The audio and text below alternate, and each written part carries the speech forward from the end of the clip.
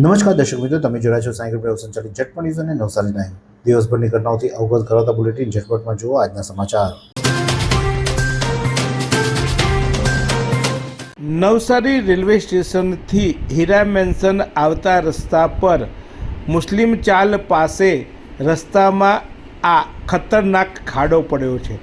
સ્થાનિકો દ્વારા પતરા મૂકીને આ ખાડા પર લોકોનું ધ્યાન દોરવાની કોશિશ કરવામાં આવી છે, પરંતુ અહીં અંધારું છે અને વાહન ચાલકો જ્યારે અહીંયાથી પસાર થતા હોય છે ત્યારે જો આ ખાડો નહીં દેખાય તો મોટો અકસ્માત થવાની શક્યતા છે।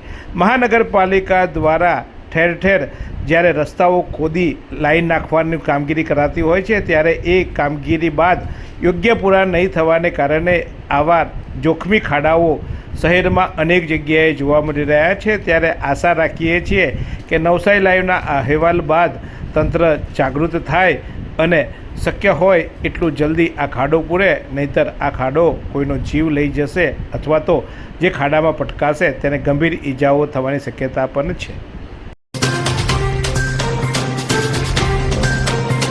અમલસાડના કાંઠા વિસ્તારના ખેડૂતોએ વેચાતું ધરું લાવી રોપણી શરૂ કરી, જ્યારે ગણદેવી તાલુકાના પૂર્વના ગામોમાં ડાંગર રોપણી પૂર્ણ થવાને આરે અમલસાડ કાંઠા વિસ્તારમાં ગામોમાં મોટા ભાગે ડાંગરની ખેતી થાય છે, પરંતુ કુદરતી વરસાદ આધારિત હોય છે।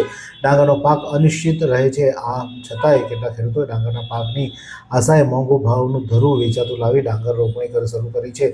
જોકે ગણદેવી તાલુકાના પૂર્વના ગામોમાં ડાંગરની રોપણી પૂર્વ થવાના આરે હોય અને પશ્ચિમમાં હજુ પણ રોપણીનો પ્રારંભ થયો નથી। નવસારી જિલ્લાના ગણદેવી તાલુકામાં દીપડાના આંટાફેરાથી લોકોમાં ભયનો માહોલ ફેલાયો છે। કછોલી અને અંચેલીને જોડતા રસ્તાના વચ્ચે વાડીની અંદર ધોળા દિવસે દીપડો દેખાતા લોકોમાં ભય ફેલાયો છે। છેલ્લા 3 દિવસથી આ વિસ્તારમાં દીપડાની અવરજવરના કારણે ખેડૂતોમાં પણ ફફડાટ વ્યાપ્યો છે। દીપડાની લટાર અંગે વન વિભાગને જાણ કરવામાં આવી છે। વન વિભાગ દ્વારા દીપડાને પાંજરે પૂરવાની તજવીજ હાથ ધરવામાં આવી છે। નવસારીના કૃષ્ણપુરથી વલસાડ તરફ જતી જયમાલા બોટમાં ખામી સર્જાતા 9 વ્યક્તિઓનું સફળ રેસ્ક્યુ કરવામાં આવ્યું છે। મનીષ ગુરવાની કલેક્ટરને સૂચનાથી તંત્રએ ત્વરિત કામગીરી કરી કોસ્ટગાર્ડના હેલિકોપ્ટરે 9 લોકોને બચાવ્યા। ધોલાઈ બંદરથી 2.5 નોટિફાઈંગ માઇલ દૂર બોટનું એન્જિન બંધ થઈ જતા તમામ લોકો ફસાતા અને તેમને રેસ્ક્યુ કરી અલગ અલગ જગ્યાએ તેમને ઉતારવામાં આવ્યા છે। જિલ્લા કલેક્ટર મનીષ ગુરવાની દ્વારા વાંસદા તાલુકાની મુલાકાત લઈ કામગીરીનું નિરીક્ષણ કરવામાં આવ્યું હતું। નવસારી જિલ્લા કલેક્ટર મનીષ ગુરવાની દ્વારા વાંસદા તાલુકાની મુલાકાત લઈ વાંદરવેલા ગામની પ્રાથમિક શાળામાં આયોજિત આલિમકો એસેસમેન્ટ કેમ્પ તથા ઝરી ગ્રામ પંચાયતની મુલાકાત લઈ કામગીરીનું સ્થળ નિરીક્ષણ કર્યું હતું અને ગ્રામ પંચાયતના મુલાકાત દરમિયાન જિલ્લા વિકાસ અધિકારી કાર્તિક જીવાણી અને વાંસદા પ્રાંતના વહીવટી અધિકારી સ્વપ્નિલ સિલેલ ઉપસ્થિત રહ્યા હતા।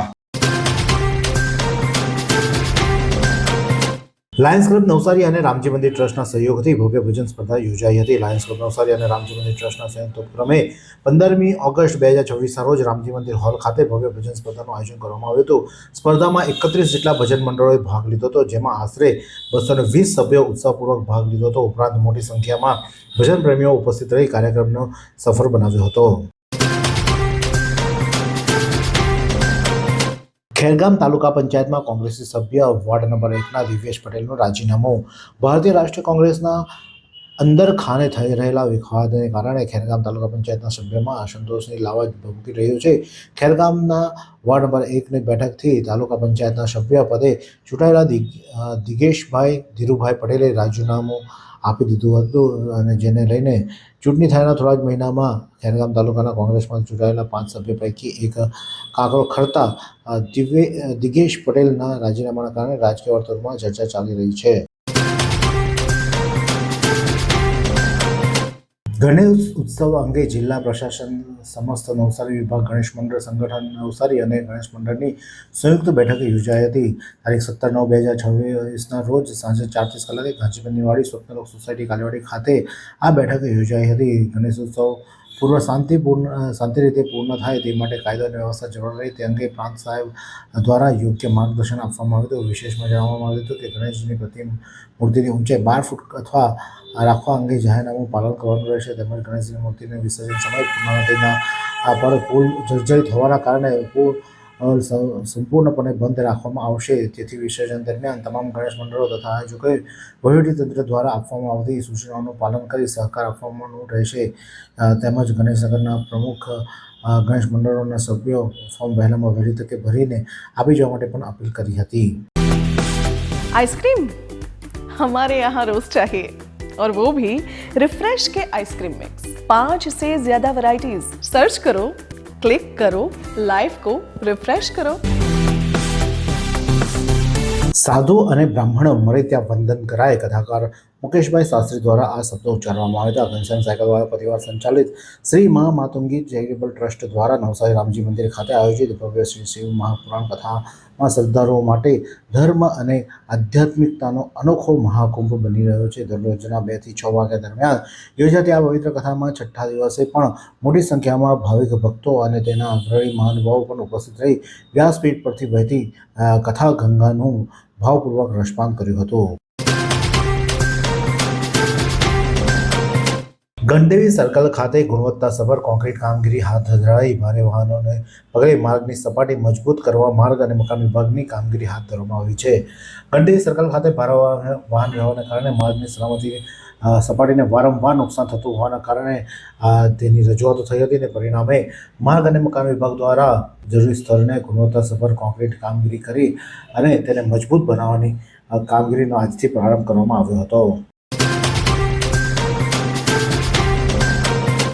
એનએમસી દ્વારા નવસારીમાં નલ સે જલ યોજનાને લોકો સુધી પહોંચાડવા માટે માટલું મૂકવામાં આવ્યું હતું પરમાર હોસ્પિટલની સામે, અને ત્યાં આ માટલાનું જે હવે બંધ થયું છે, પરંતુ ત્યાં પાણીનો તમે હાલ જોઈ શકો છો કે પાણીમાં અત્યારે લીલ વળી ગઈ છે, ગંદકી છે, અને આવા પાણી શહેરની વચ્ચે હોય અને ત્યાં જો મચ્છરો ઉદ્ભવે તો બાજુમાં હોસ્પિટલ અને આજુબાજુના રહેણાંક વિસ્તારના લોકોને પણ પાણીજન્ય એટલે ચોખ્ખા પાણીમાં થતા ડેન્ગ્યુ જેવા રોગની બીમારી સતાવી શકે છે. ત્યારે આવા પાણીનો વ્યવસ્થિત યોગ્ય સાફ સફાઈ અને યોગ્ય નિરાકરણ થાય તેવી સ્થાનિકો માંગ કરી રહ્યા છે. વેગામ ખાતેથી દીપડો પાંજરે પુરાયો. ગણદેવી તાલુકાના વેગામની આજુબાજુના વિસ્તારોમાં દીપડો દેખાતા વન વિભાગ દ્વારા પાંજરું મૂકવામાં આવ્યું હતું. કછોલી અને અંચેરીની વચ્ચે પણ જે દીપડો દેખાયો હતો, ત્યારબાદ વન વિભાગ એક્શનમાં આવ્યું હતું અને તેમણે વેગામ ખાતે પાંજરું ગોઠવ્યું હતું. દીપડો પાંજરામાં પુરાઈ જતા વન વિભાગ તેમજ ગ્રામજનોએ હાશકારો અનુભવ્યો છે. જોકે હાલમાં વન વિભાગે દીપડાનો કબજો લઈ તેની મેડિકલ તપાસ હાથ ધરવામાં આવી છે.